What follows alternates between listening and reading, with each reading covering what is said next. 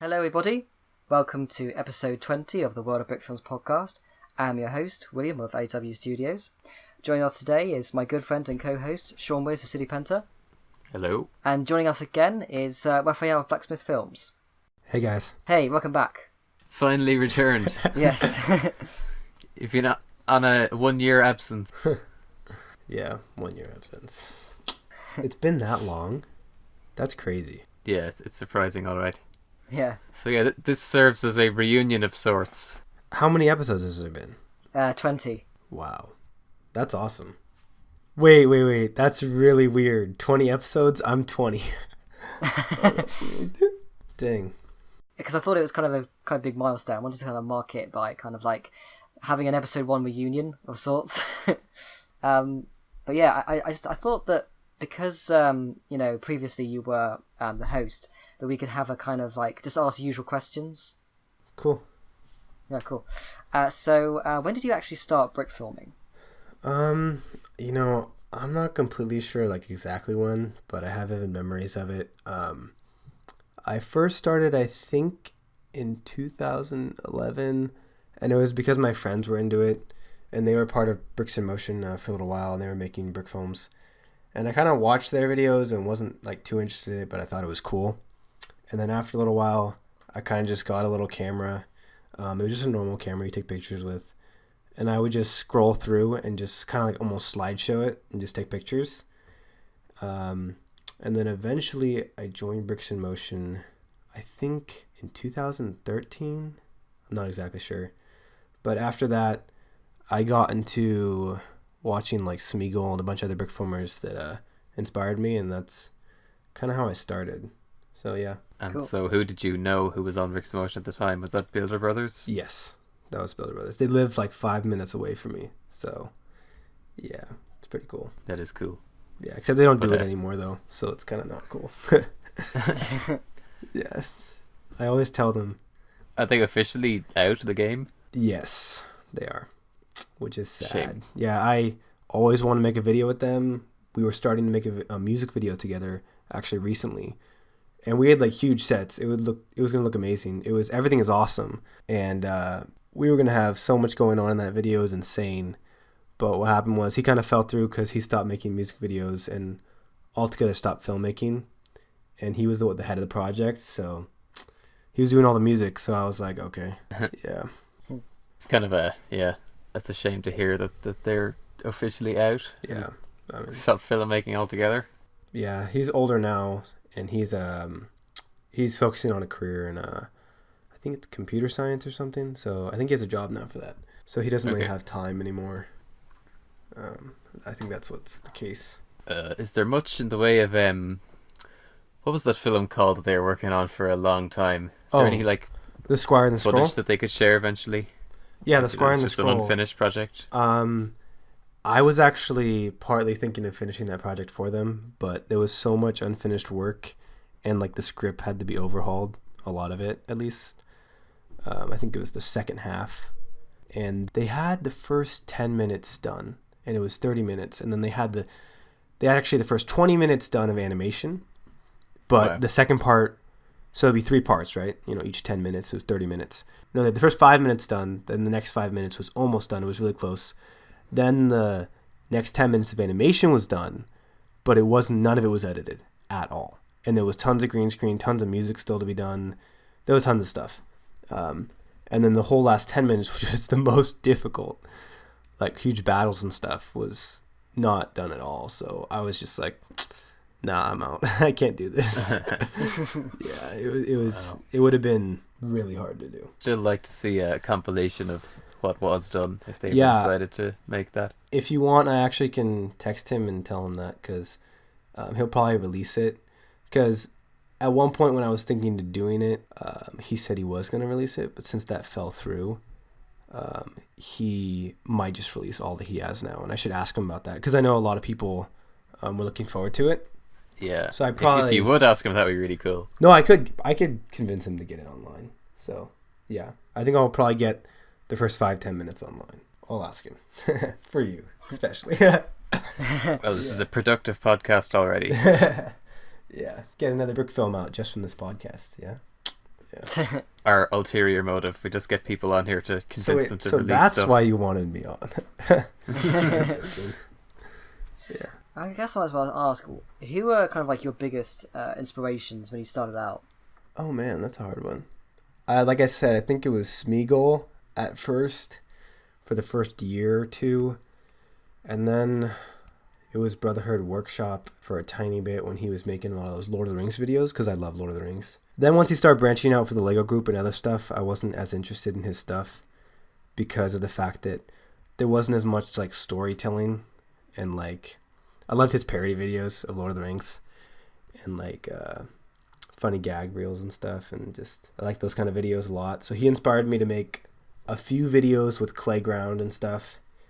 And then eventually I moved away from that, and I think I'm mostly inspired by, after that, let me think. I think Pagonimation, because I met him in real life at Bricks by the Bay, and I talked to him for a little while, and that was a really awesome experience. And then from there, I kind of just wasn't really inspired by one person per se, but just a lot of people in the Brickfilm community, like Forlorn. I loved his Minecraft series. Oh my goodness, don't even get me talking about that one. And then Rio Force. There's so many. I could go on for an hour naming them. So yeah. Yeah. And you did relatively recently anyway, by the time we've released this, you have finally released your Western brick film. Yeah, finally. And oh my goodness. No. So you were. It took quite a while to make, didn't it? Yeah. I was off and on the project for a while, and I knew I was going to finish it because in the past I've quit a lot of projects, let's just say. And I was kind of like had the mentality like I'm not going to quit this project because I put so much effort into it already. And I was like, you know what? I'm putting so much effort into it. It's going to take forever to like be released. Cause I was just trying to make it perfect. So I kind of just narrowed it down to a shorter runtime because it was going to be longer. I think it was going to be like 5 minutes, maybe longer. So I made it a little bit shorter so I had a realistic goal for myself. And then that's when in like the last 2 months of production, I kind of just worked really hard and just hunkered down and finished it. And I think I don't even know when I started. William, do you know when I started on that? Because I forgot. I think it was actually last year, because I remember this time last year we were saying that we could have you on the podcast once you've released it, because and that was about a year ago now. Yeah, it was a long time. I think I had released my Star Wars video, which I wasn't very happy about, and then that was the part 2, and then I started making that. So I don't know if it was all the way last summer. I'm not exactly sure, just because I think I started it around Christmas. I'm not exactly sure, but yeah, when I started that, I didn't really have a story. It was more of like a montage of me just trying to show cool sets. That was about it. And I just wanted to make the sets like bigger and better, basically. And then I tried to come up with my own horse animation style, and that was one of my main things that I was trying to focus on. Because I had watched so many videos of people where they were just sliding across the bricks, and I was just frustrated with that. And I was like, people are going to hate me for this if I do that. So I kind of approached that by making it as if a kid was playing with them, because I thought that, you know, in the Lego movies, the way the characters move are so cartoony, right? And it's kind of imagined of how someone would play with it, right? So I took a video of myself using just my hands with the horses going, just making a move in like an actual video, and I made it just like if I was playing with the horse. And then I kind of took that motion and then just transferred it onto my animation, and it worked really well, which I was happy about. I think it's I really loved the horse animation. I think it was probably my favorite part of the actual animation. Yeah, I love the horse animation as well. We were talking with Ponghao in the last episode about how it felt like you were kind of animating them as if you were playing with them. Yeah, and that really translated really well. Oh yeah, that was my goal. Yeah. I certainly think it's a good piece of advice to get some live action reference footage for definitely how you want the animation to look. Yeah, in the next film I'm making, I'm going to try to do that for most of the stuff, because I've realized that in any shot that I've done, having that extra planning beforehand just makes the shot like 10 times better. Because when I go in and I just make stuff up, like it might turn out okay, but the motion and just the way it's going to overall look is just going to be so much more well executed because of that. So it brings more of a sense of timing to your characters than if you're just doing it on your own. Because, as you know, a lot of Brickfilmers just follow ease in and ease out rule. And sometimes things can look so smooth and kind of like stuck to bricks. Like, you feel like the character's stuck to like gravity in a sense, where in a Lego movie, you're not supposed to follow the rules of gravity. You know what I mean? So, because when a character's being cartoony and looks like a Lego movie, they're not really following the rules of gravity in a sense. So, whereas I think when you ease in and ease out all the time, everything looks really fluid and everything doesn't look very good, let's just say. Well, it's funny because I think that's something you've really kind of like sort of improved on, like over time. Because I remember really liking your Septemberfest Brickfilm. Was that Case of the Year?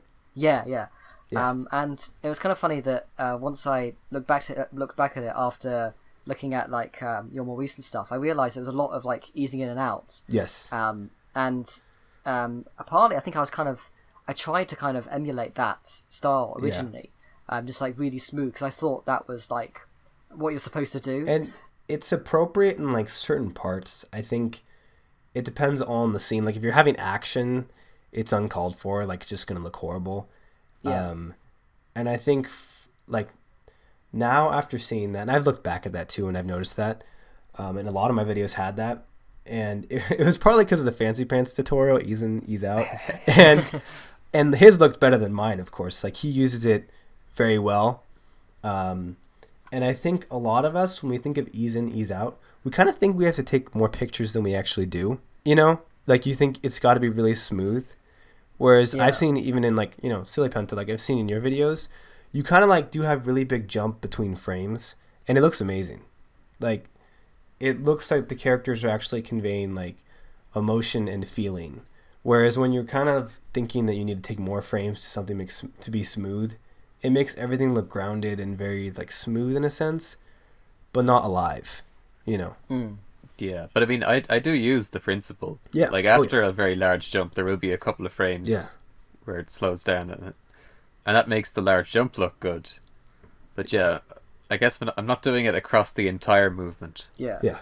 No, I just think most people think that when they think of the ease in, ease out, a lot of people think of that very, very like smooth animation, but not very like active or alive, I guess you could say. Not very like quirky or, you know what I mean? Yeah. Yeah, I do. It's like robotically perfect. Yeah. I think you have to do everything in moderation, and I think definitely you have to do that in moderation, easy in and out, because I think people forget is that it's only one of the rules that you need to apply by when it comes to animation. It's not the golden rule. It's just that's kind of how people started to treat it for a while there. Isn't there? Well, there's the 12 principles of animation, right? And then isn't there like 8 that apply to like stop motion with Legos or something? I'm pretty sure there's 8. I've never heard anyone sort of nail down like Lego stop motion rules. Yeah, there's certain ones, but yeah. I think Rio Force used to show me the principles of animation, and I was like, what the heck is this? And I'm like, oh, this is cool. It's like, I should try this. And then I realized everyone else was doing it, and I'm like, oh my goodness. Yeah. The thing that I've always felt, anyway, like the more I've kind of like, I guess, honed my skills, the less I've actually thought about it. Because I think you kind of like, you start to like notice, like, well, once you pay attention, if it naturally looks good, and if it looks good, then it will be, well, probably anyway, applying to the rules. Yeah, I think what like makes animation good in a sense is like, I know when I was younger, like we all did this, like, oh, I need this character to walk to here. Let's just make him walk the whole way, and just like mechanically, right? Well, what happens is your scene has no emotion, no character of any kind. He's just walking, but you think that's great, right? You think that's what you need to do, and I think a great shot. Any shot is the one that conveys like the character through the animation and through the movements and the emotion of the character, and I think a brick film that, like a really good brick film, I think brick films could be better if they approached everything that way. So every shot, even the camera movements and how they tell the story with just the camera itself, could make the film so much better. I agree. I do sort of think that I think one of the biggest mistakes that people make about brick filming is that there should be kind of like set ways of animating particular things, because I think really you should try and adapt your own style. And one of the things that I feel like I encourage people to kind of sort of remove themselves from was the whole idea of the 4-step walk cycle, that kind of thing. You know, I think you can find your own type of walk cycle, and I think depending on, you know, what kind of mood you're going for, what kind of like if they're in a sort of hurried pace, whatever, you know, I think like the 4 frame walk cycle works if they're kind of like walking quickly. It doesn't really work if you're kind of trying to do an epic shot, if you know what I mean. Yeah. Oh yeah, and I think that, like you said, there shouldn't be a set of rules in a sense for that. Like, it shouldn't just be that, you know, 4 frames. And I think that can be applied to every single thing you do. Like, a lot of people have like a set of frames, like, oh, it's this many frames for this movement or this movement. And I think every single shot should be completely different in the sense that every movement and every amount of frames should be unique to what you're trying to do and achieve in that shot, you know? Yeah. And I mean, you could give every character their own walk cycle. Yeah. It comes It's pretty standard in like traditional animation. Oh yeah. And well, it gives them their character. Did you guys know that in the Spider-Verse movie that Miles is animated at 12 FPS for most of the movie, and his frame rate goes up all the way to 24 by the end of the movie? Did you know that?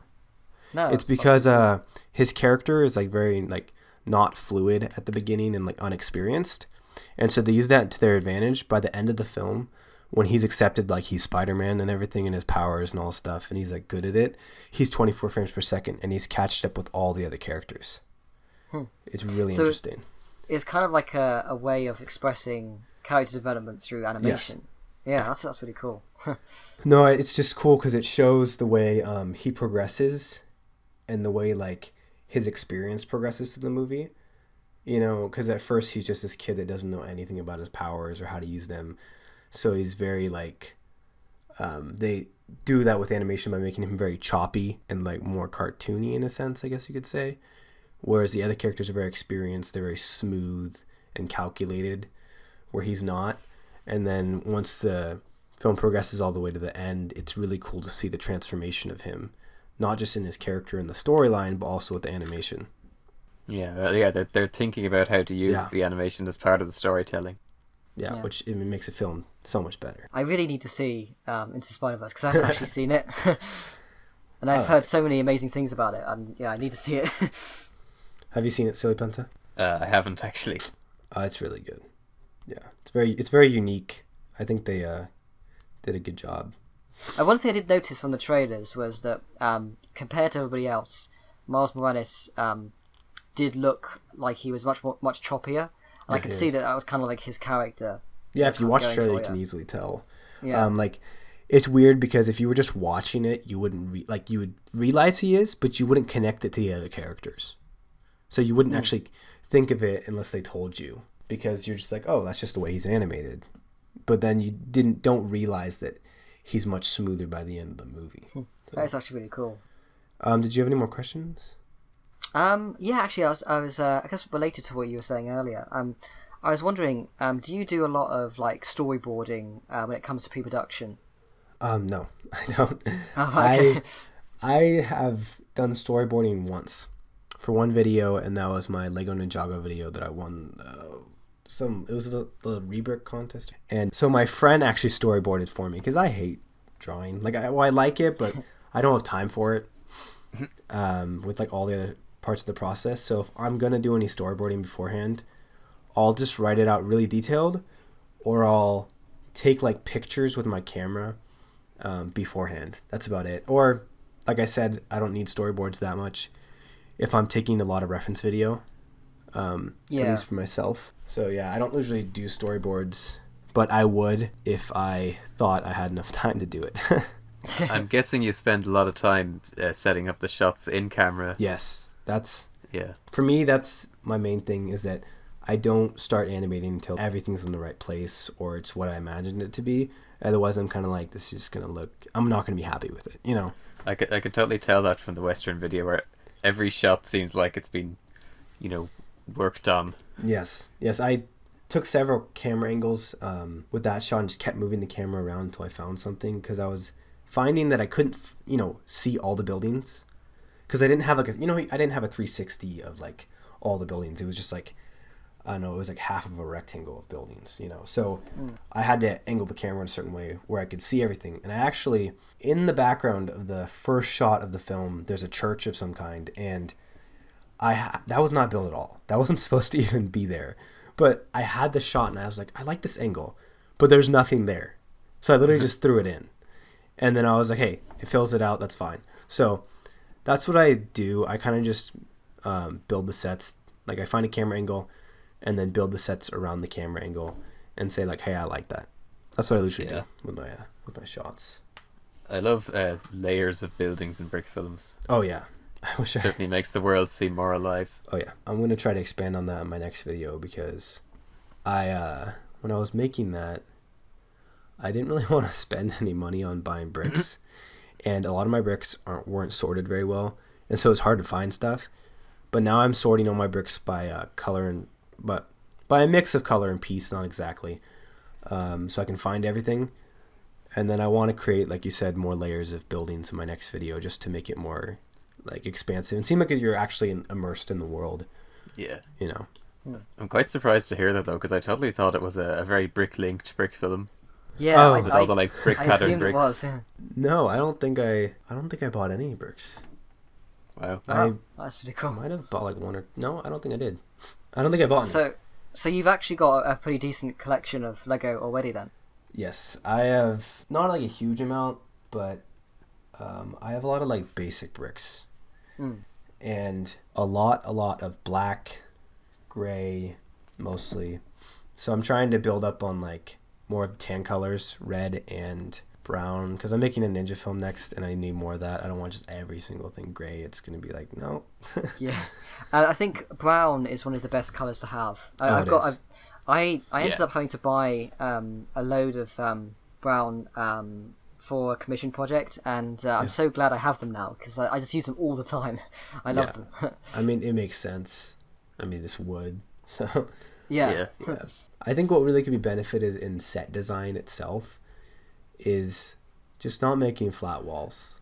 If I see flat walls in the video a lot, like, it depends if there's a lot of stuff on the walls, that's fine. But, or if the room has some type of, like, furniture and stuff to cover it up or to make it look like an actual house, that's fine. Because, I mean, in reality, a lot of people's walls are like flat, really... Yeah, they're flat. They're not, like, really intricate. But the reason why I kind of aim towards a Western, per se, is that, like, I didn't have to be inside most of the time. Because it's just more fun to me, animating outside. I love doing outside lighting. And that's also why my next video is going to be a ninja video, is because a lot of it can be outside with like good scenery. And when I'm inside, Japanese stuff is not no flat walls. Like it's very intricate. So that's why I kind of like aim towards it, because I think it's kind of unexplored. Yeah. I guess you could say in the Lego animation as a storytelling medium, I guess you could say. So yeah. With the sets I make, I tend to make a lot of flat walls, but I like to add a lot of stuff on the walls. I like to have like I like making furniture and like picture frames. Cupboards and picture frames. Yeah, it's one of my favorite things. So. Oh yeah, because then you make the scene come alive and you make it feel like a home or a doctor's office or whatever you're building. Yeah, you can really immerse the audience. And when I was making the cowboy video, I think my main 2 objectives for the video was, or main 3, I think, was just to kind of like make you feel like it was somewhat of an expansive world, like it was actually a world. And I think the biggest thing that makes that realistic is really the lighting and the depth of field. Yeah, I think if you do those well, you can make your film can be a lot more immersive. I don't think you need many as big as sets if you do it right. Actually, I wanted to mention, I don't know if you saw Laney's entry to the summer contest that just came out recently. Oh yeah, I just saw it. That's great. That stuck out to me because it has like stylistically flat sets. Yeah. I mean, the sets are flat and white and the floors are flat, but it seemed like it was all deliberate to me. Yeah, and I think that goes really well to like like if you think of like a sterilized building, or like in the future, like everything would be, I don't know, when I think of the future, or I think of, let's say, just a building that's very sterilized, you think of something that's very flat and like white or gray, you know what I mean? You kind of think of that, and I think it lended very well to her story that she was trying to convey in the Brickfilm. So I think there's definitely a place for flat walls, but I think since so many Brickfilms have been made with flat walls, people have gotten like sick of it. You know what I mean, though? Yeah. You know, it's like that, just the classic flat wall, just a flat wall on the guy. You know, I think that you know there are certain ways you can make a flat wall interesting, like have a disgusting mark on a wall, something like that. You know. Oh my goodness. Well, I'm not going to defend the Benny and Lee set, because you know I made that in 2007. Yeah. Hey, but your story, it matches with your story, I think, and I think it kind of lends well to that. And like you've made like better walls since then, like a lot better. So yeah. Well, I find it awkward to talk about like you know, set design and stuff, because I feel like the films that I have released don't show the standard I'm working at now. Yeah, like I'm making a film now that's so much better than anything I've shown. So if I'm talking about like, oh yeah, I'm doing this with set design or whatever, if people look at my films, they're gonna be like, no, you're not. I think I mean, again, I suppose you can't really say too much without spoiling anything, so I'm not going to say too much. But I mean, I've seen like what you've been working on, and let's just say it's quite a removal from what people associate with you. Yeah, I'm looking forward to sharing that one. Yeah. And I've been hesitant to share a lot in public, and this is I guess it's kind of funny. I was actually inspired by your Western film to not share anything, because when your film first came out, I watched it. Yeah, and I was looking at all the shots, and I was thinking, all these shots are really nice, but I saw them all on Discord. I know. So it's like the effect was diminished on me, and I don't want to do the same with my own film. Yeah, I know what you mean. Yeah, I've done that a lot, and I think the reason why is because I feel like I have this urgency to show something, even though I'm like now like, what? Why would I even show that much? Just like everyone. I mean, I totally get it though. Yeah, I know. Everyone's like, I've already seen this shot, and I'm like, oh yeah. I think what's nice about making a longer film, if you make a longer film, you can still show a decent amount, and then still a lot of the movie has not been seen. You know what I mean?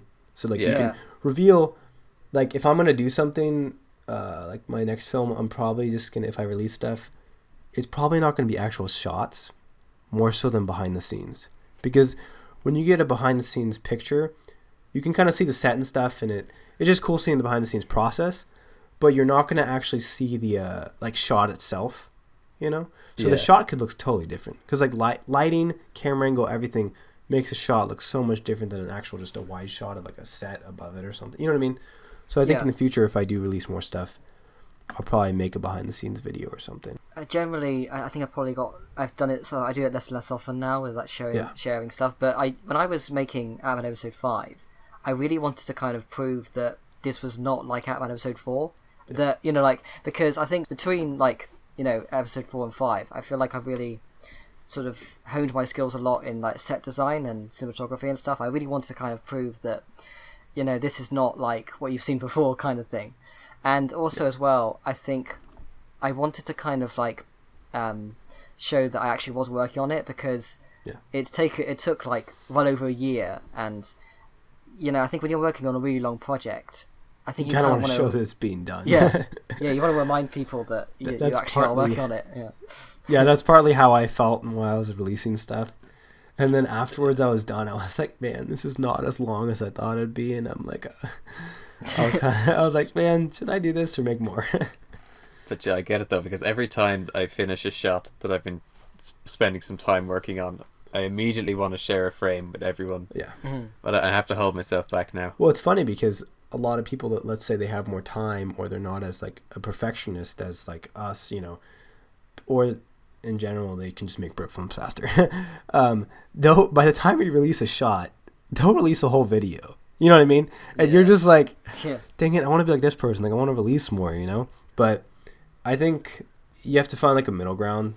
of like quality and quantity, I guess you could say. But for me, I kind of always go towards, or at least recently, I've been going towards quality, because whenever I post a Brickfilm that I'm not happy with, in some sense, like, you're never gonna be perfectly happy with something, because, you know, nothing's perfect and no one's perfect. But I think there's a level of like, if you release a Brickfilm you're not happy with, you literally just want to delete it off your page. You know, you're just like, this sucks so much. You're like, that one shot, you know when you see things like you could have fixed, you're like, man, this is just going to be tainted, like, on all the films I make. People are going to see this, you know. And I think that's partly why a lot of us like take long time to release films, because to make something good is not easy, with Brickfilms, especially like to the standard that most people now think of a Brickfilm, because now the standard is pretty high. It is really high, where it used to be not near as high, especially in animation and lighting, because a lot of the Brickfilms in the past didn't have like as good as animation, but you could like stay engaged through story and the sets, and especially they didn't have as good as like camera quality. And you know as well as like anyone that the more you bump your camera quality up, the more detailed your sets have to be, and the more clean they have to be, the more everything. You know what I mean? Yeah, for sure. I think it's kind of like, it's this thing of, as soon as you improve one thing, you have to improve everything. Yeah, it's so true. Yeah, and the funny thing about that is, like, even when you're editing, man, it really stinks when you're editing a picture that's 4K, because you're one little flaw, and you're like, dang, I can see that thing so clear, you know? And before, if you got a webcam, you know, you can't see it. So it's like, oh, that's fine, whatever. But with 4K, like, every single little, like, nuance in the frame is like, you can see it. Yeah. But yeah, it totally snowballs. The project I'm working on at the moment, I knew I wanted to have a big set. And as soon as you have a nice set, you say to yourself, okay, well, I can't photograph it poorly now. Yeah. So I have to upgrade my camera, get a bunch of lenses, and I have to get Dragon Frame to work with the camera. And then, then you're trying to photograph it, and you're saying, well, now the camera's good and the set's good, but you can't just light it terribly now. And then it's a never-ending cycle of you can't get the film done because you just want to make it perfect. And that's my problem. Yeah. It stinks that way. And you know what else is bad? Is that then you spend so long working on it, and you've seen all the shots over and over and over and over again, and then they don't have any effect on you. You just look at it and you're like, is this good? I don't know. Maybe. But then everyone else seeing it for the first time is like, this is amazing. And you're just like, it kind of sucks. And then they're just like, yeah, but it's really good, you know. I think that's But then, like, 5 or 10 years down the line, you look back at it and you're like, oh, it was good. Yep. Well, I think it's like, when that's the thing, that the curse of working on something for months is that you spend months and months looking at every single frame, and you see this kind of like a hair or some tiny flaw, which makes you hate that shot, and then as soon as you share it, like, no one notices, you know, and it's just kind of like, I don't know, you're constantly trying to find a reason to hate what you've just done. I think the biggest thing of like making a really good film and like, avoiding that is like planning everything out so well that once you do it, it's done so well that you don't have to look back, and you're not always looking back at stuff and looking for things. I think that would help a lot. I think it's kind of funny. I think one of the most crucial part of the process, and the one which is most varied, is the pre-production. And yes, it's funny that like the more like I've been sort of thinking about it, like, I mean, a lot of these things I've been working on for like, let's say, like a couple of years, and I look back at it now and sort of think, oh, I really wish that I had the same mindset when I started this as I do now, because I wouldn't be having these kind of like problems right now, like, you know, like 2 years down the road. And I think it's kind of like, I don't know, it's something that I think once you kind of worked out your way of doing pre-production, that's when you really start to improve, I think, like, as a whole. And I think that goes for like every part of production, because like me, on a lot of my videos, my editing isn't that great, and I need to get better at that, or pay someone to edit it. It's actually good. And I think the big part with pre-production is that I haven't done that very well in the past. A few videos I think my biggest my most successful one for pre-production was definitely the Cases of the Year, because I had people helping me with the script, and that helped a lot. Because when someone helps you and you collab, like, it's so much easier to like put that into film. When if you do it by yourself, you're like, let's just do this, and then you realize, oh, that was a bad idea later. But if someone else helps you with it, they might be able to point out those bad ideas and change it before it ever gets on screen. So yeah, I think that helps a lot in pre-production, is having people to like, you know, throw ideas off. Probably also helps you to like the finished product. Yeah. Because, you know, you think about like working with people and hopefully you had a good time doing so. Oh yeah. And films are so much better just with a crew, you know what I mean? Yeah. When you're just doing it by yourself, you only see it from one perspective, and that perspective can get kind of narrow in a sense. And I think that when you have more people in the project, it just brings more creativity, you know, more insight. Yeah. I think it's currently now I'm sort of working on like a massive collaboration, which I kind of like it's under wraps. I'm not going to kind of like sort of spill the beans too much, but it's kind of like you know, I'm working with Penta and like lots of other people, you know, together, and Yeah. I think it's really the first time I've really worked on a major project where there's a lot of people kind of working with the sort of creative side of it, and I'm really seeing the benefits of just like having some time just to talk about ideas, really, you know, and just like coming up with some things that you wouldn't be able to do just by yourself. Well, because I think with more people, you can refine it more. Yeah. Yeah. Because like when you're going over a script, when you're just thinking about it, you don't have anyone to talk to and to like say, hey, what do you think of this idea? And then they'll point out a problem, right? And so there's less plot holes, there's less problems in the script and dialogue. Like right now I'm writing my script, and honestly, it would suck if I was doing it by myself. I have a friend that's helping me with it that takes some like script classes, I think, and they're pretty good at script writing. And every time they make a suggestion, I'm just like, dang, maybe you should be writing the script. And like I was just like, literally I told them like, you know what, you can change anything you want because you're just way better than me at it, in terms of like dialogue and stuff. So I think it helps a lot, because any film in like the industry is not made by one person, and a lot of those films suck too. So you know what I mean? And so like when something's really good, you have to get the best person that is like the best at that job, you know, and then it can elevate to a whole new level. Mm-hmm. I think that is kind of like when you really put things into perspective, if you're trying to do everything by yourself, you're doing something which in the actual industry would be done by thousands of people. Yeah. So there's no wonder why we suck at something, because we do. I mean, there's always something that we're not good at. And obviously in the industry, everybody's the same. You know, if you try and get a director to edit something, there's a big chance that it's going to be edited really badly, you know, and you hire professionals who specialize in just that thing. And I mean, obviously there's a massive benefit from just getting like just a couple of voices just to tell you if something's good or something's bad, you know, whatever, you know. Yeah, I mean, sometimes I think about how amazing it is for really rock solid good brick films to get made by one person, because, you know, it requires one person having a particular interest in the animation itself, in the cinematography, in the editing, in image editing, in sound design, you know, so many different aspects that in the actual industry you have one person for each. Yeah. And I've seen a lot of those. Like, I know Mind Game, I think he's a great example of that. Yeah, where he's like super good at each individual one. It's just like who is this? I mean, I wish I could do that, but I think it helps with like, you probably can do that with smaller projects. But I think once you get really expansive, like you just can't do it, because the amount of work is just insane. Because like, you know what it takes to make a small polished project. Like, it's so hard.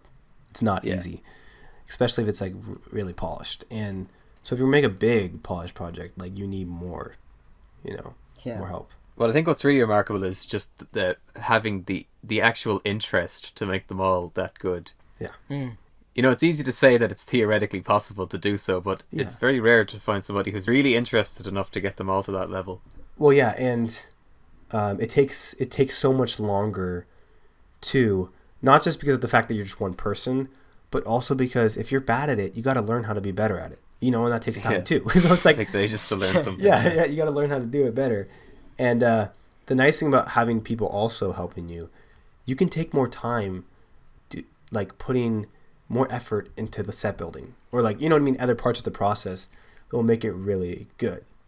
I think for me, one of the things I can definitely see I'm probably behind compared to like most of the stuff for me would probably be script writing, because I haven't actually written a full screenplay for like coming close to 2 years, because obviously the big projects that I work on with that have big scripts take years to make. Yeah. So once I get back to having to write another episode of Batman, I'm gonna find it really painful. Yep. Because I do kind of hate script writing. Well, script writing is very painful because you just want to get to animating. Like, you just want to light the shot. You're like, I don't even care. But then you realize the film's not going to be near as good without it. And the other painful thing about it is that you got to go through it a bunch of times. You know what I mean? You got to write the whole thing, then go back through it, fix problems, and you just can't wait to get to the next, part. You just can't, honestly, as a brick filmer, you just can't wait to finish the video. Yeah, that's true. I think that there is a big reason why a lot of my films are very visual, like storytelling, rather than like talking and dialogue. It's literally because I can't stand writing a line of dialogue. Well, yeah, and, I'm thinking that mine for the longest time were probably the opposite, for similar reasons. Because the Benny and Lee set is terrible, and for a long time the animation of Benny and Lee was really basic. But I guess I always just thought, well, it's at least it's funny. Yeah.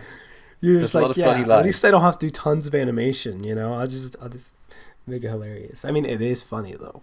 I mean, you got that, so that's possibly why I've been upgrading everything else with what I'm working on at the moment, is that I didn't write a word of it.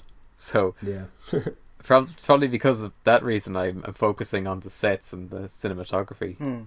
Yeah, and the animation. Having a project where you get to completely skip one major part of the process, it allows you to kind of just like focus on what are these things that I just don't usually have the time to really focus on. And I think that's just really nice. Yeah, I think for myself, I don't think I've ever seen a brick film that had like how would you say this? That had like a good storyline, and that was like a long brick film with like every single part of the process done like really well. And copyright. And I think that that's kind of what I'm trying to focus on right now, but not like that long, because I mean that would just take forever. But I think years. Making something of that quality, even if it takes like 2-3 years, like I think in a sense it's worth it, because once you're done with it, and if you actually can do it, of course, once you're done with it, you kind of done something in a sense no one's ever done. Because I think every brick film, like at least most brick films I've seen, don't have every single part of the process up to like an insanely high level, and that has been like super engaging for me. Yeah, I think sort of thinking about it now, I feel like when the time comes where I have to do another kind of script, I probably will kind of think about just talking to a few people that I admire, just like people that I feel like you could write a good script, just to see what they say, Yeah, because that will definitely help and just motivate me to actually get survive that horrible process of writing a script and actually get onto the good stuff. Yeah, and I think right now, like I think for myself, because when I was making my cowboy video, I was very, like I said, off and on while I was making it, and I was thinking that like, hey, if I could make something a higher quality than this, but like be on the project like whenever I can, like how much longer and how much better can I make something? Yeah. Because I've never been consistent with stuff. Like the only video I think I ever was consistent with was the case of the year, because I had a script and people were dependent on me because they wrote a lot of the script from Bricks in Motion. So I was like, dang, shoot, I got to get this done. And so every single day I was just there for hours just animating. And I think that helps a lot when you got people depending on you to make the project, that like a lot of people are helping on it, because then you have like, Oh yeah, you know what I mean? They're relying on you to make this, and they've put their it's- own time and work into it. So you gotta like, it's a super motivating factor if you actually I think it's the have most to do it for motivating. someone else. Yeah, I think it's the most motivating factor when you're making a brick film, because you can be motivated like by yourself. Oh, I want to make the best video ever, or I want to do this, but that kind of can die out pretty easy. Yeah. Which has happened a lot with me. Yeah. Hey, William, do you have any more questions, or did you want to move on to the Brickfilm Showcase? I don't actually know by the moment. I think it's quite early to start showcase. Is there anything that you want to ask, Penta? Well, there was just one thing I wanted to say in regards to the project that you alluded to a little while back. Just kind of to like cap off that point, I guess. There was one aspect of the story that kind of was brought up by other people, like one angle to approach it from, and I thought it was the worst possible idea, and that it, like at any cost it shouldn't happen, essentially. But the more the idea got refined, I started to think that it was the best idea, and would make it like a much more interesting project entirely. Yeah. And so I was kind of surprised by that, and it just goes to show how multiple perspectives and people working on refining ideas can Yeah, and really I think change a project. I think an example of that is like, I don't want to be mean, but like an example of a brick film that wasn't exactly like, was well made but wasn't well scripted or well advised by people that actually were good at it was Bound. I'm not being mean here.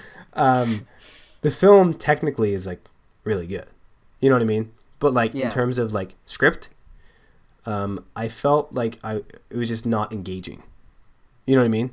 Like personally, I like the message, it's nice and everything, but it's kind of like I didn't feel engaged. I felt like it led up to like this like showdown, and then it didn't pay off, and it was kind of like, yeah, that was decent. You know what I mean?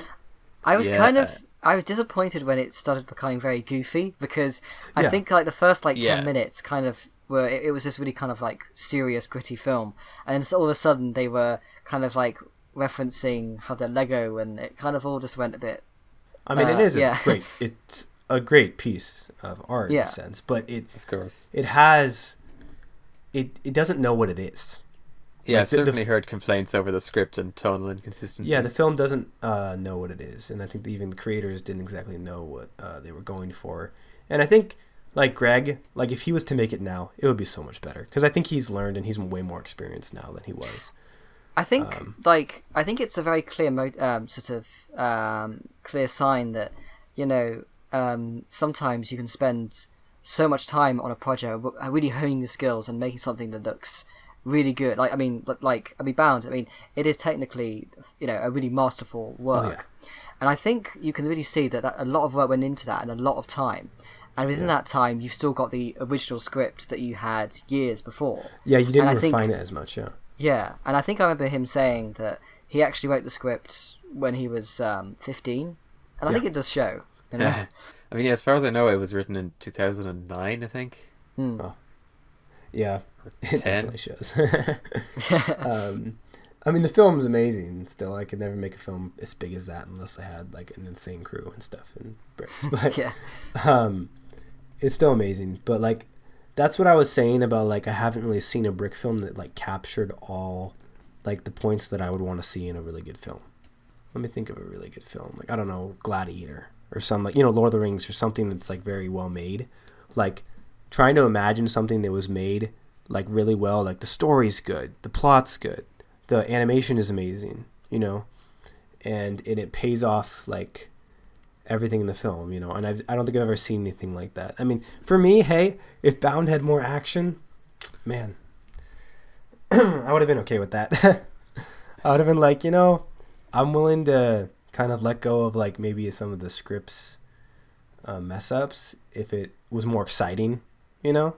Yeah. Well, I mean, yeah, I briefly mentioned it earlier, but I really do think copyright is the golden example, where every element is great and it's long and just comes together and works, I think. I think like if you really take like every single element into account, it probably is like the best brick film ever made.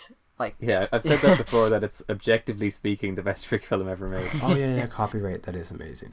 That is really good. I mean, he improves even more with like at least in the technical side of things in the follow up. You know, like if you could imagine like something like a follow up of that, like copyright sort of tier quality, with like the animation of and the the kind of like technical side of what is it called? Plastic Love. Then again, that would be just incredible. Well, here's hoping the next one, whenever we see it, lives up to our expectations. Yeah. I think that for me, the biggest thing that I would love to see in a film is like if a film could capture some of the style of like Lego movie animation. Like, meaning, it's funny how like they took it from Brickfilmers, they went off Brickfilmers, but then they made, since it's like computer generated, they made it like way crazier, right? They're not bound by being, on a physical set. And then I feel like brick filming again can take some things away from them too. And I think that people have, yeah. Oh, they have, but I mean, like, I think that I haven't seen a really like good, well-made like longer film that's done that, and I think if someone did that, that would be incredible. I agree. Yeah. I mean, I think it does take a long time for something influential to eventually get all the way to being in a major film. Yeah. And I mean, to do that in a Lego film, every shot would have to be like masked. Like every shot would have, the character would have to be on a rig, and it would have to be treated like a professional stop motion film, which is insanely hard. It is, yeah. I mean, it feels time consuming enough as it is to just be masking a handful of frames for each shot. Could you imagine now masking the whole film? Yeah. Oh my goodness. No. I wouldn't be doing it anyway. I don't mind masking that much. Like, I like it, but yeah, I actually like it as well, but only not that much. Only a few frames at a time. Yeah, that's why I was gonna have more horse riding in my video, but I was like, no, I'm not adding any more because every single horse shot was masked, and I was like, I hate this. Yeah. But should we head over to the Brickfilm Showcase? Yes, seems like a good time. Cool, yeah. So my pick was The Machine, which is a 2012 brick film by Suburb Anim Studios. This one is, I guess, something that you'd kind of want to really try and achieve, like technically and in terms of animation. Yeah. It's really quite a work of art, yeah. And it's one of those sort of films that I knew that it was impressive, but rewatching it for the podcast, I completely forgot like how kind of like how impressive it was, and just like I don't know, it's technically really just such an impressive film. I don't really have too much to say actually in terms of just like other than just like how amazing it is. Yeah, well, I think the greatest takeaway is to observe the camera movements in the film and how they serve the story. It's much more so than most brick films. The camera it's usually moving in most shots and in just subtle ways. Yeah, in the right ways. Of course, yeah. I mean, it's crazy. The first shot when he gets, or not the first shot, but one of the first shots when he gets off his bed. Yeah, and the alarm clock's going. That pan, when I saw it, I was like, "Oh my goodness, this feels like butter." Like it's amazing, and I can kind of tell. I don't know if you can tell us. It almost looks like there's a tiny bit of frame blending. Can you tell? Oh yeah. It's frame blending. Yeah, and I don't like that. I don't like it either. But I think that in this case, he did it so well. Like, he used frame blending, but he used such a small amount that it actually enhanced like the smoothness where you could barely tell. You get what I'm saying? Well, where a lot of people throw it in and it just looks trashy. But when he did it, when I first watched it, I couldn't tell. And I was like, if I remember correctly, I'm pretty sure that it's animated at 25 frames per second. Wow. So probably a combination of that and not overdoing the frame blending makes it look better than most frame blended brick films. It's very engaging.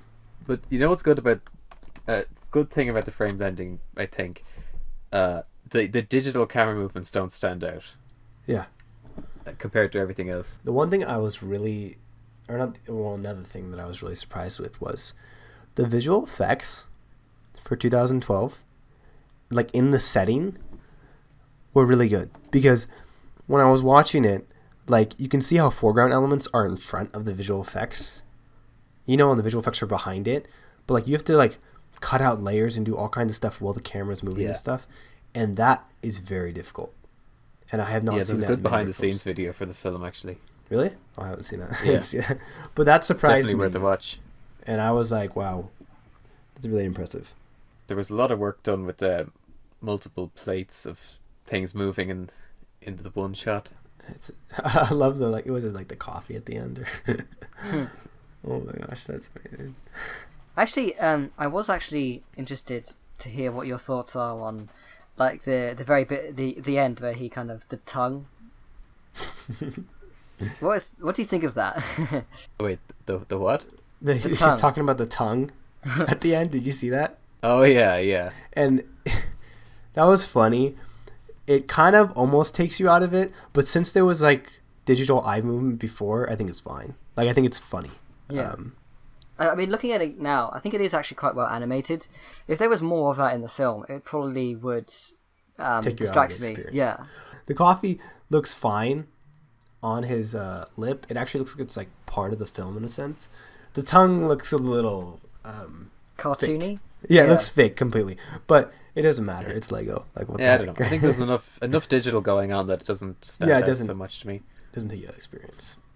Would you say that this is a good example of a well-edited brick film? For sure. I think it's a good example of telling the story with no dialogue. Yes, yeah, I think so. I mean, I guess it's kind of a lot like Wallace and Gromit in the kind of like this whole like machine and everything for something is like just like coffee. It's so overcomplicated for such a basic task. Yeah. I love all the gears and everything, and I think it's done so well at a level that I have not seen in many brick films. It's pretty incredible.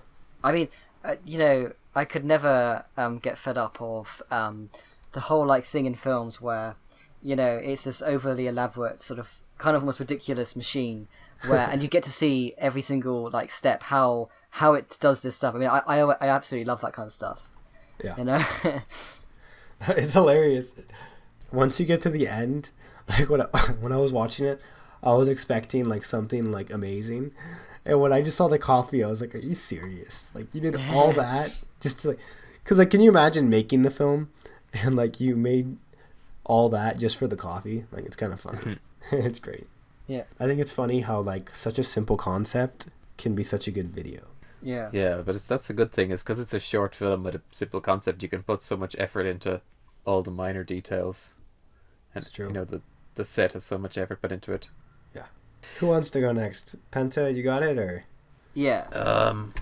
So because we were thinking about the Western film you made, it got me to thinking about Western brick films, and I thought I should pick one.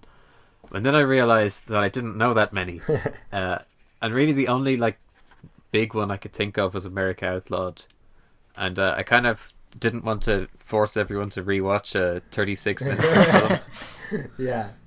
Even though, I mean, it's obviously the quintessential Western brick film. But so I started looking around for other Westerns. And I found one that's just from last year called Lego Gunslinger 2 Devil's Peak by Blissfilm Productions. And I was kind of surprised that I'd never seen it before or heard of it since it's so recent. And it's a pretty major project. It's 10 minutes long. But it's quite a nice film with sort of those Brotherhood Workshop-esque real elements, sets. And they're incorporated well and lit nicely. Oh, yeah. And I could criticize certain technical aspects. Like, it's not perfect, but it's certainly a large-scale Western brick film. The kind that I was having a hard time thinking of other examples of. Yeah. I think that most Western brick films that are longer aren't made at a very high technical level, and so it must have been really hard to find that one. Yeah, I have seen some longer but choppier ones. I was kind of, I guess it's kind of, might as well say it's because it was kind of funny, but when we were trying to find a book film to talk about, we were thinking about picking a 2009 book film called Gunfight at the OK Corral, and it's like a music video, and to some degree it was sort of good.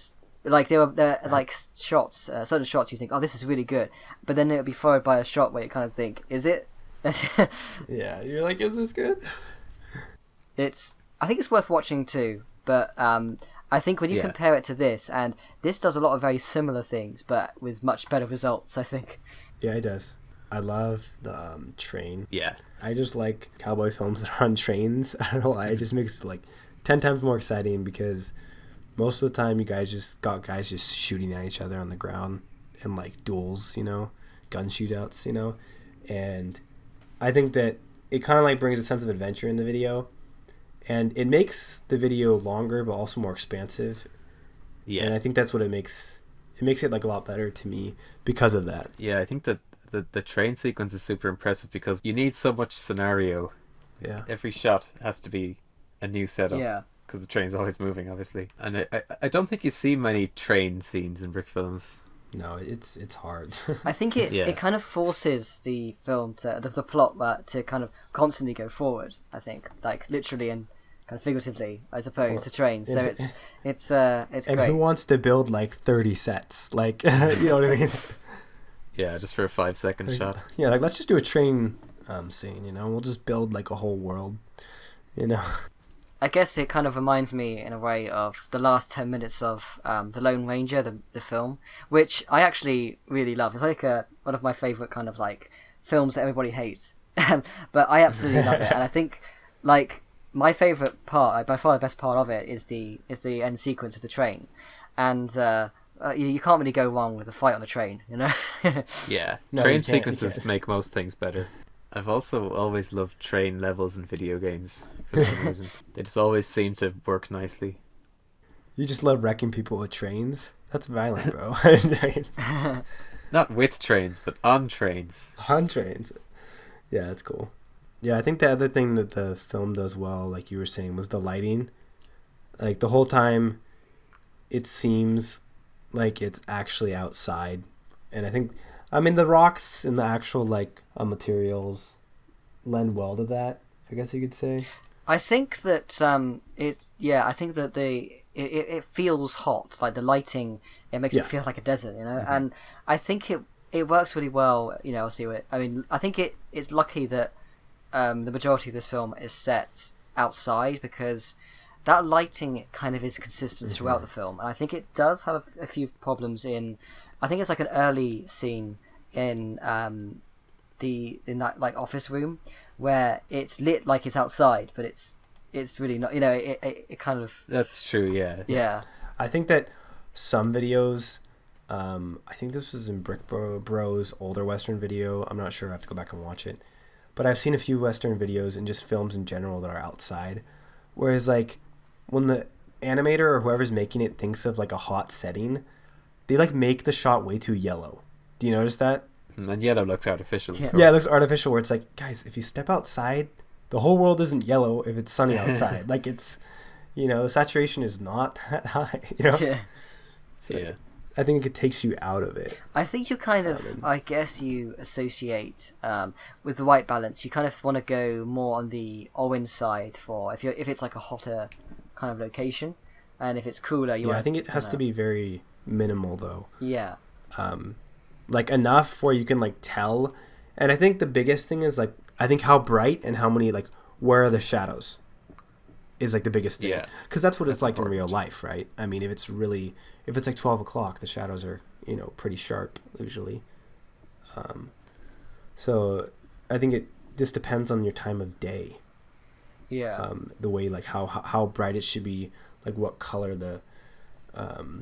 should it be and stuff. So I guess I don't really like to criticize too much. I mean, there's a lot to praise in this film, but I guess if you're going to make a criticism, I think just criticize them, okay? Tear them apart. I'm joking. No, I'm kidding.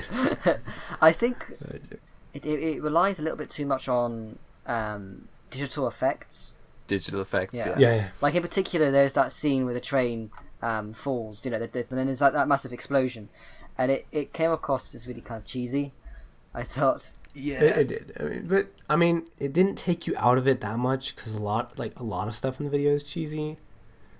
You know what I mean? So it didn't take you out of it like a lot. Yeah, I mean, when I saw the train going off the edge, I was thinking like, man, this is such an awesome set piece in a Brickfilm. And then there was a digital explosion. I was kind of like, I think it's not as cool anymore, but it's still cool though. Okay, I don't know what I mean, but did you notice that the picture was just a still picture of the cliff?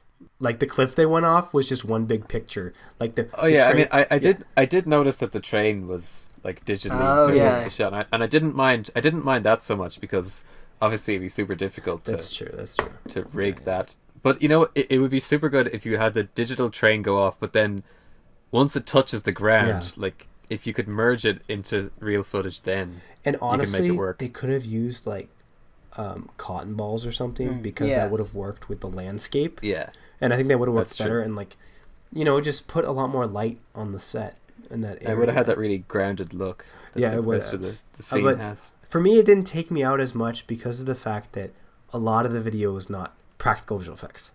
So like, if a lot of it was, then it would have been like, wait, why did you have a practical visual effect and then you had like a digital effect? You know what I'm saying? I gotta be honest. I've seen way worse digital effects in Brickfilms. But the thing I'm noticing, because I'm looking at this frame by frame now, they make the mistake a lot of Brickfilms do with digital effects, and that is, I think anyway, the actual Brickfilm is 12 FPS, and the digital effects are 24. Oh yeah. So Oh, it looks way smoother than the actual animation, so it doesn't really match. Yeah, that's partly why I don't do as many visual effects because I have like a lot of plugins for that. Yeah. Like a lot of like, I don't know. I bought some pack of like explosions, and I don't like using it anymore because I thought it was like, oh, it's so cool, but then it's like it does not look not very good because in theirs they can get away with it a little bit because everything's not Lego, but like when you're making everything Lego and then you just have a random visual effect, you're like, it's not really part of the same world, Yeah, but I agree about the frame rate. Yeah, you always want your visual effects to match the frame rate of the film. Yeah. Otherwise it's just two different styles. Yeah, but yeah, I like it though. I like the film. It's good though. Yeah. It has a really good jump scare. Oh right, yeah. I was watching that because when we watched it, we kind of watched it like on the chat, and it made me jump. Like, oh bloody hell! I was like, I like it because it's really late in the film, and it there's nothing else like it before that. But yeah, I think it gets better as it goes along. He's probably working on it for a long time. Yes. Yeah. It's just a really good film. I think it is the sequel to another one because it's Gunslinger 2. So.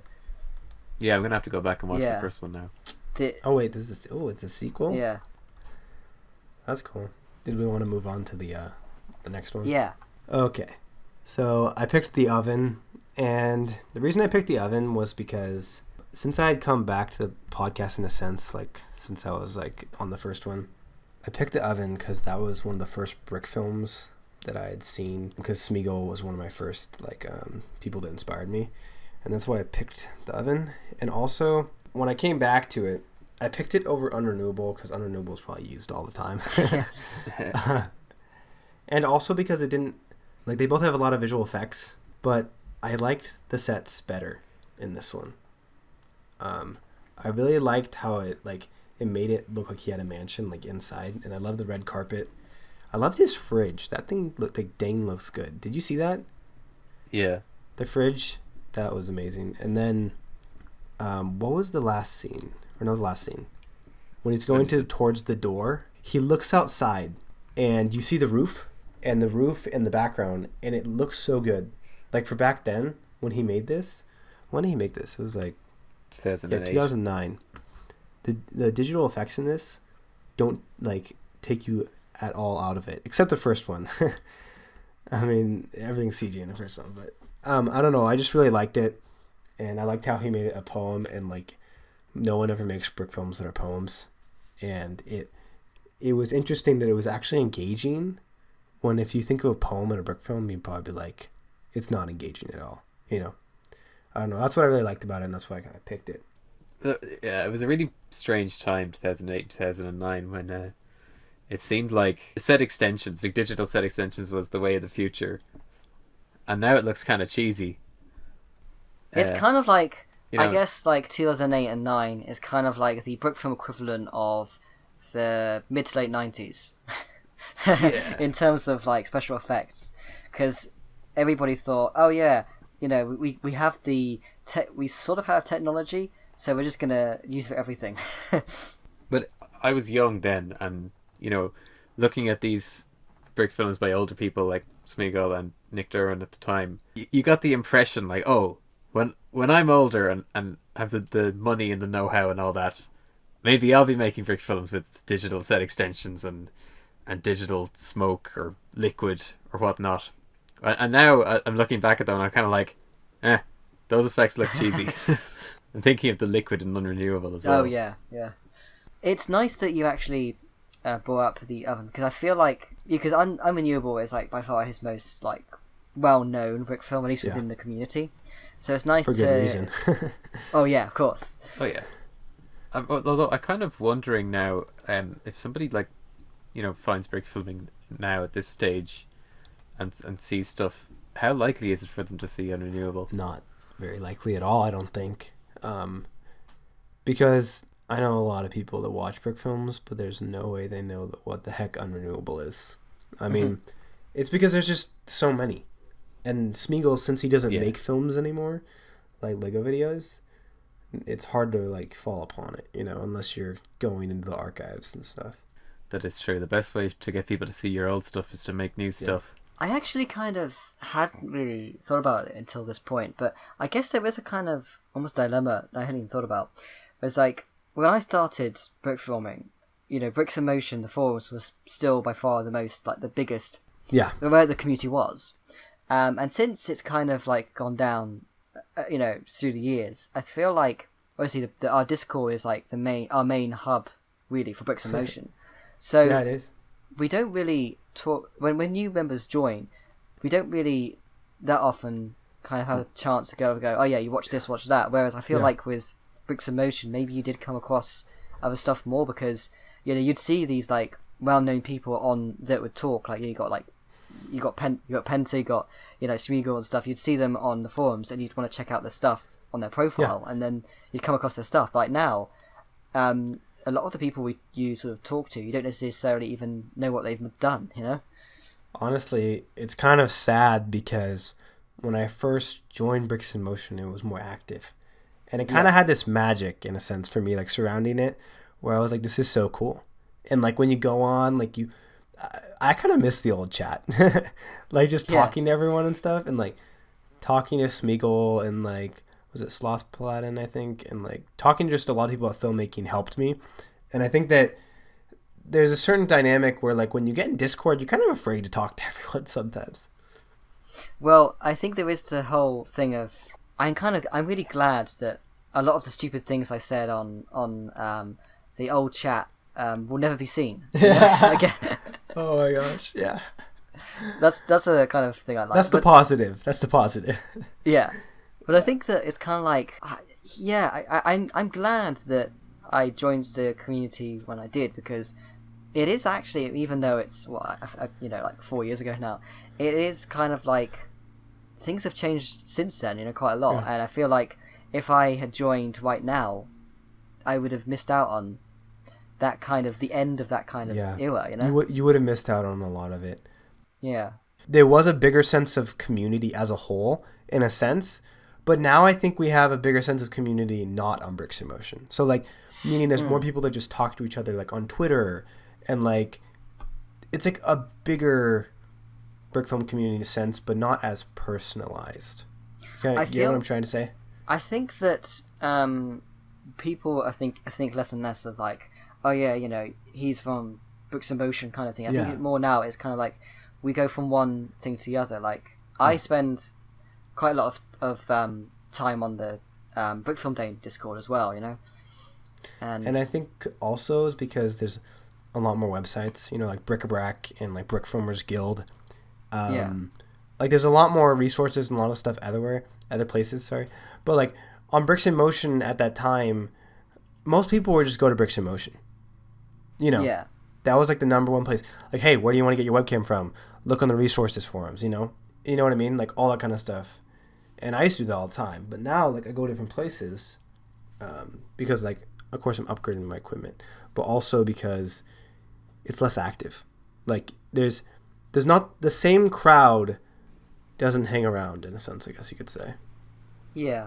As much. Well, it's odd because, like, the people active on the site and the people active on the Discord, it's a completely different crowd. It's like a bunch of like new people that are active on the site, and then like a couple like older people that have been there for a while, and so it's like kind of awkward because when you go on there, you're like, who's that? And then you go into Discord and you're like, oh hey, what's up? You know, and it's like I'm glad that I did at least experience some of that kind of time when the forums was big, and I do miss it, but at the same time, I am aware that things change, and sometimes you know, things change for the better. I think there was a lot of positives you can look at, you know, sort of from how things have changed. But I'm just glad that I experienced that time, and I kind of like looking back at, you know, getting really excited to get the first comment on, you know, on the forums on my kind of film thread, try and see if how many stars I get, you know, that kind of thing.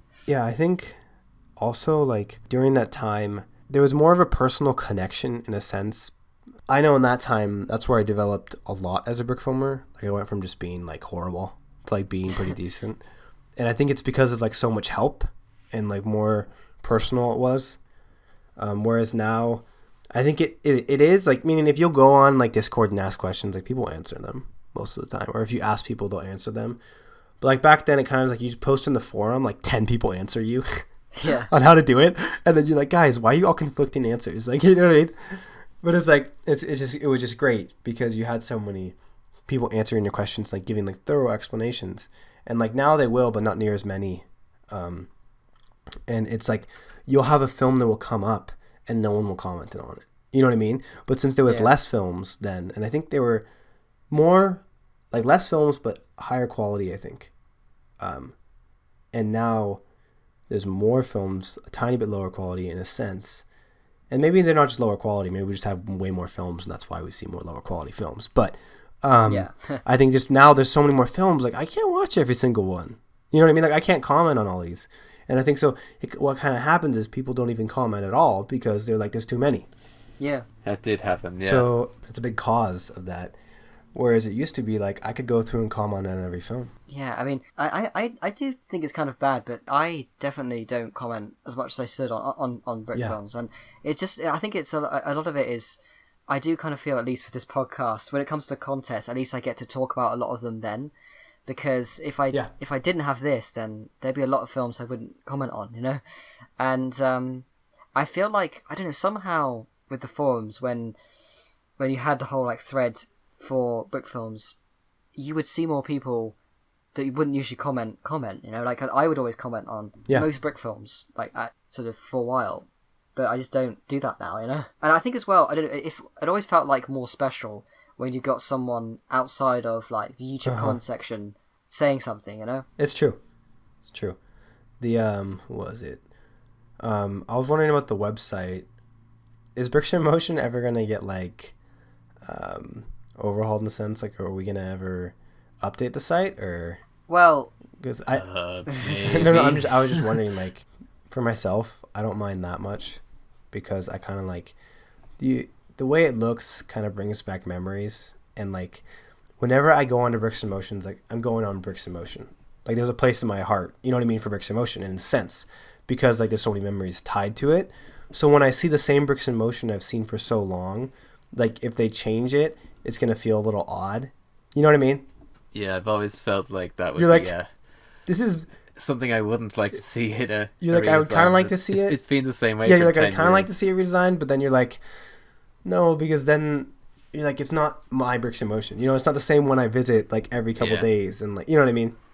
I feel like if you could somehow just not really change anything, but just kind of just like get a renewed interest and just make it as active as it was, say, 4 years ago, I'd be happy, you know?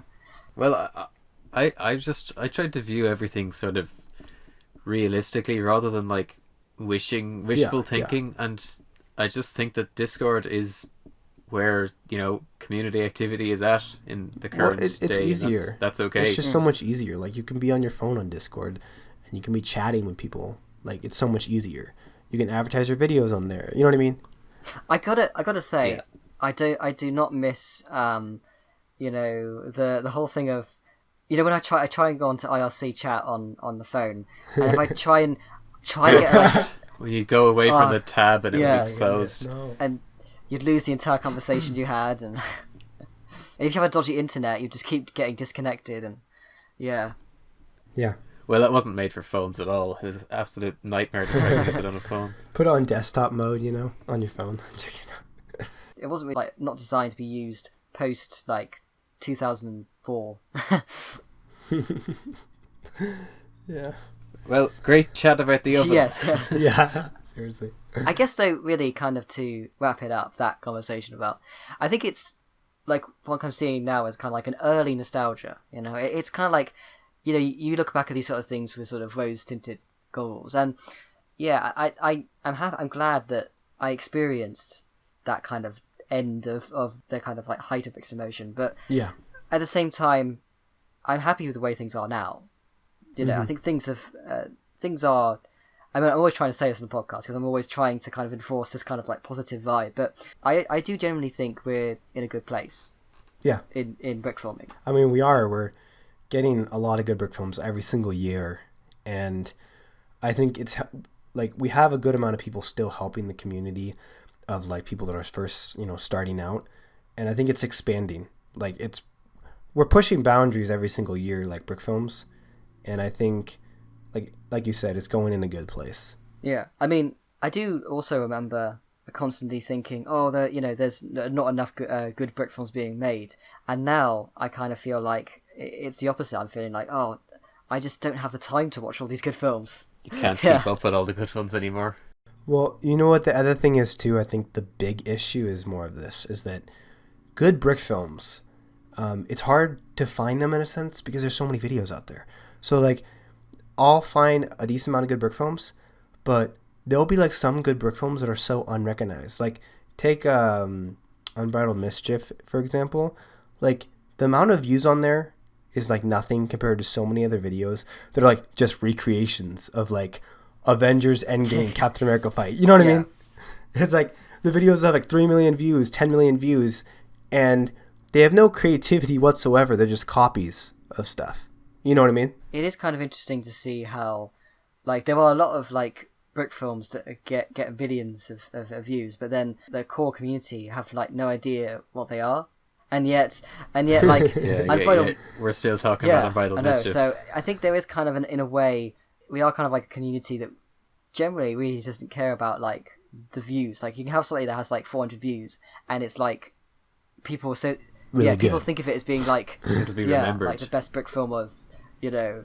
Well, because and it's because you're trying to make something genuinely good, like art. You know what I mean? You're trying to make something that's creative and something that you can look back at in your life and be like, hey, that was really cool, and like that was hard, and like not many people can do that. You know what I mean? Whereas a lot of the videos out there now are like recreations or stuff that's like parodies. Yeah. Like all the time. And they're not like pieces of art. It's the same thing with movies, honestly. Most movies are the same now. Like they're not good films. They're more just like money grabbers. You know what I'm saying? There is kind of a thing as well, though. Like, I think that the brick film community and the movie industry is kind of like, it is very comparable. But I think that in a way, you know, there isn't like a lack of creativity within the film industry. There's not a lack of creativity in brick filming. They're all just kind of like hidden. And if you look at like how many great films are made per year, and I'm seeing this like brick filming and like actual kind of industry, there are way more good films being made now than ever before, but they don't necessarily. It's hard to keep up. That's true. I think it's kind of like, but like now, then more so than ever before, there's so many more films because it's like so much more popular that like a lot of videos on YouTube, like really good brick films will get swallowed up by all the videos. You get what I'm saying? Like they'll get swallowed up and they'll get like no views and barely any recognition. But hey, at least they get recognition from like the people they actually care about getting recognition from is like other good brick filmers. Like they recognize they did a really good job. Whereas like when you're just getting tons and tons of views, people are like, this is the most amazing video ever. It's like, it's actually not really, but that's okay. But it's still like way better than all the other videos being put out. It kind of just gets like swallowed in the vast sea of just like content. But yeah, I kind of think that one of the things that's sort of special about Bricks in Motion is that if somebody's like been out of the game for like 8 or 10 years and they come back, there'll be somebody around on Bricks in Motion who knows who they are and remembers some random film they made. It's like the only place where you can get that. I think it's because it's tied to like memories. Yeah. So, you know what I mean? Like when you're younger, that's what made your brick films how they are. So it helps in a sense, you know?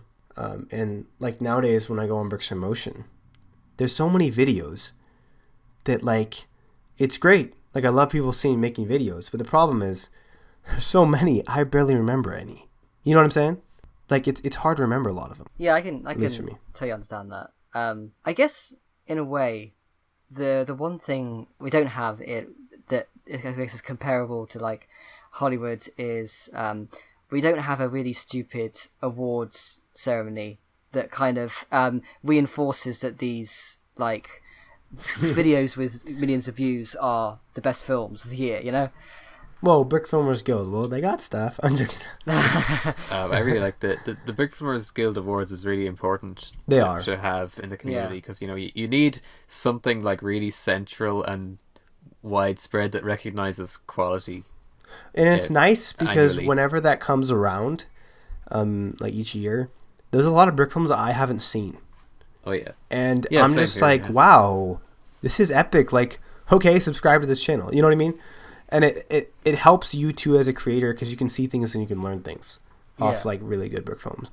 Like I don't know, it's pretty awesome. Yeah, I really hope that the Brick Filmers Guild Awards is around for a long, long time. Yeah, and if not, hey, we should just start up our own if it's not around. Yeah, we just have to revive the BIMAs with it. But don't do it unless they stop because they're really good at it.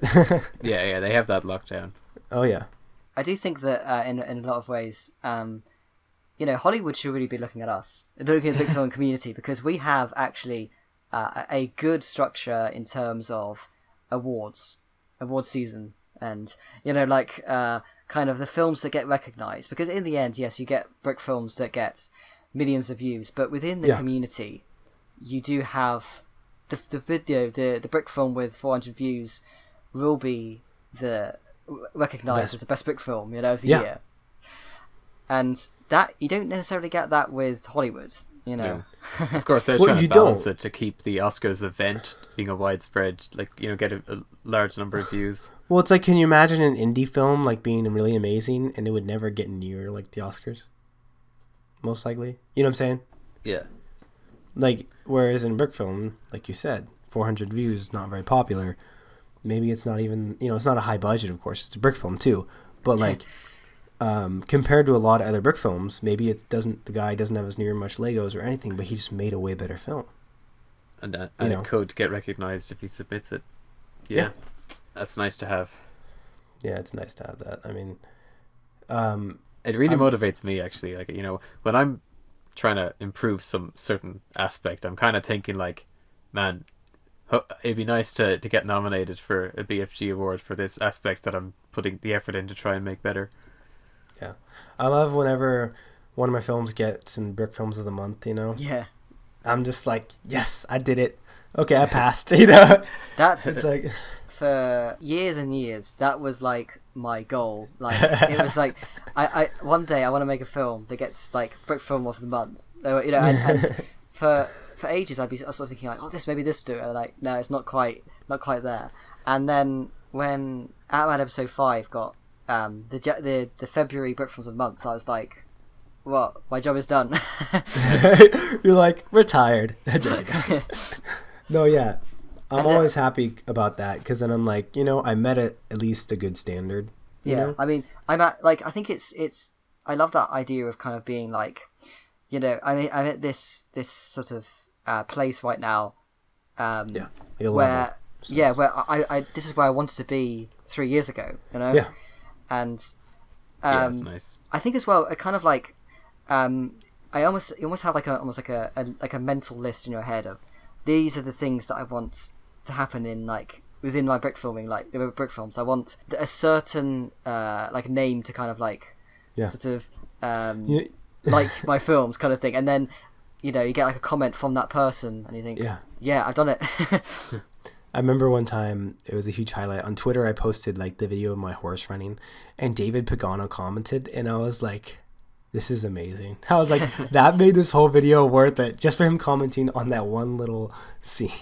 Yeah. And I think even for like like you said, the Brickfilms of the month, like a couple of my videos have been there, and it's funny because whenever I find out that they've been there, it's always like me like not even thinking about it. So like after I release it, I'll be like randomly go to Brickfilms of the month, and I'm like scrolling through to watch some videos, and I'm like, wait, what the heck? That's my video. And I'll be like, oh yeah, wait, I just released that. Okay.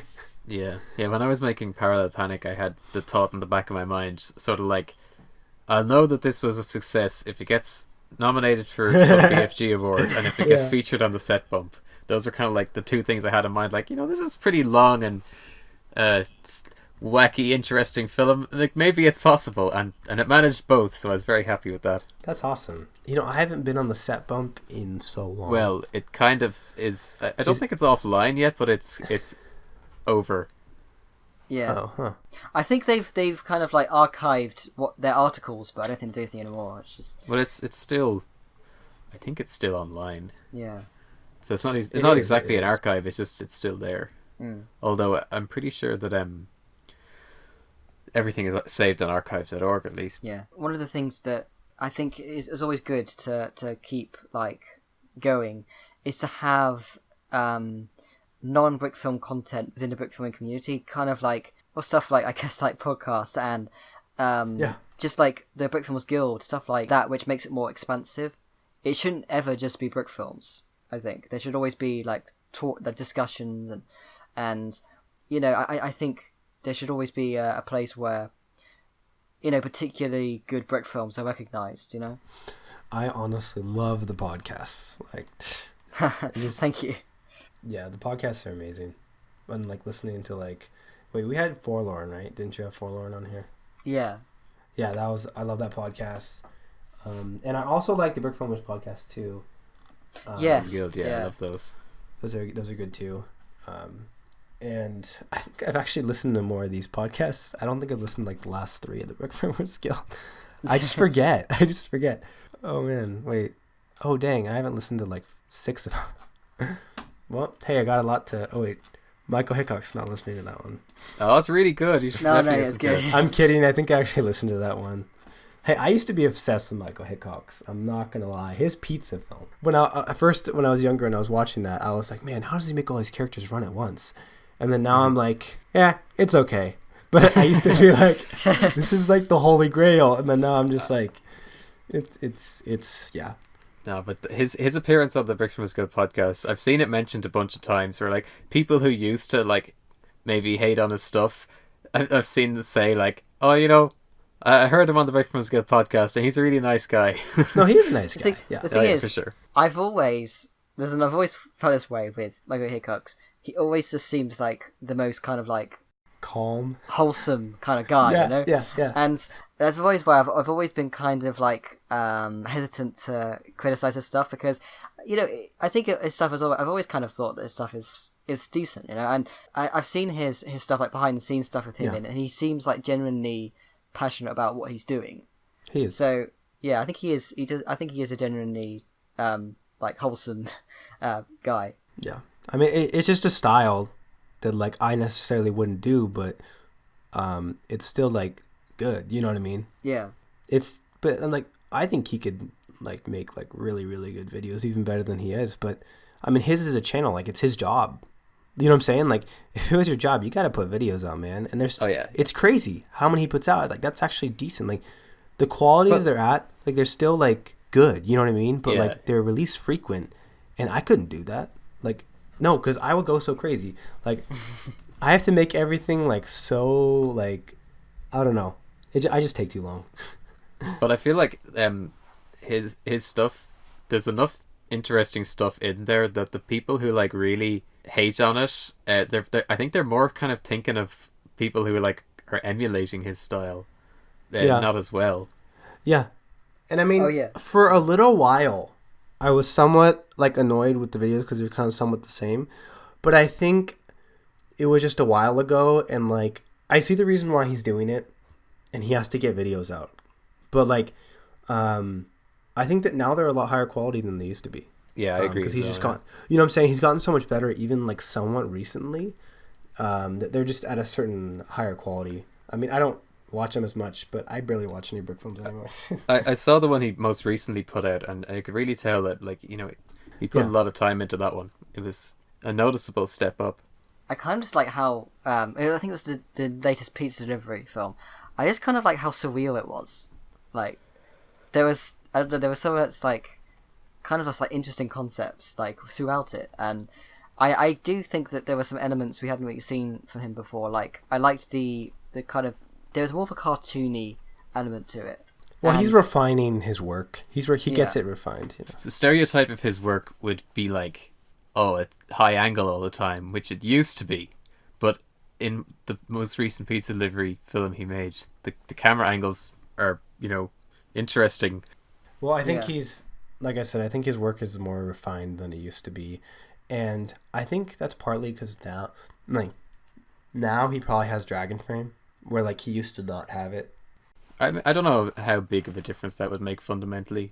Well, the reason why is because what happened is when you're like, at least I've noticed this, when you don't have any capture process, I feel like a lot of your stuff gets like robotic in a sense. Like meaning, if I want to make this good, I need to follow the same walk cycle. You know what I'm saying? And it's harder to do that when you don't have a playback because you can't even see what it looks like. But if you already have a set rules, you already know what it's going to look like. I mean, yeah, I like to say that getting better equipment won't inherently make your films better, but I kind of think that getting Dragon Frame does kind of make your stuff inherently better. I mean, if you're good enough. Well, I think all it does really, since you can see the animation, like it makes you avoid making mistakes as much, you know, because if you're just shooting raw, it's a lot harder because then you got to redo the whole shot, you know. Yeah, I mean, it gives you the capability to really fine-tune the animation and get the timing just so exact. Yeah, it's true. As long as you think about such things to begin with. Okay, back to what we were on. We were talking about Brickfilm was good. Well, I think technically we're still under the topic of the oven, so yeah. Okay. So, the pizza delivery, it's kind of like the oven. I think at this stage we'd have to declare the most recent pizza delivery to be the Brickfilm Showcase pick. We talked about it more than the oven. We even talked about Unrenewable more than the oven.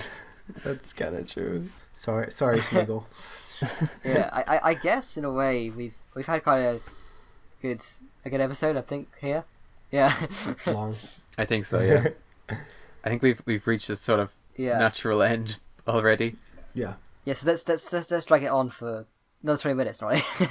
Oh my goodness. It's not going to be one of those podcasts, is it? Let's talk about the evolution of the pizza delivery films from the first one, right? How many are there? Aren't there like 8? There's 8. Oh my goodness. Bro, I barely have 8 films on my channel. You just got like 80 pizza deliveries here. Well, that's over 10 years though. Oh my, yeah, but that's crazy, man. That's crazy. Oh my goodness. Yeah. Yeah. Well, thank you so much for joining us. It's been great to have you on again. Actually, yeah. You're welcome. It's been fun, to say the least. Even though I've been sick, it's okay. It's been fun. Yeah. It was nice to talk to you guys because I have not talked to too many people recently on the Brickfilming community. Like I've been on Twitter and stuff, but like actually talk to people, not that much. I've been kind of off for a while. So.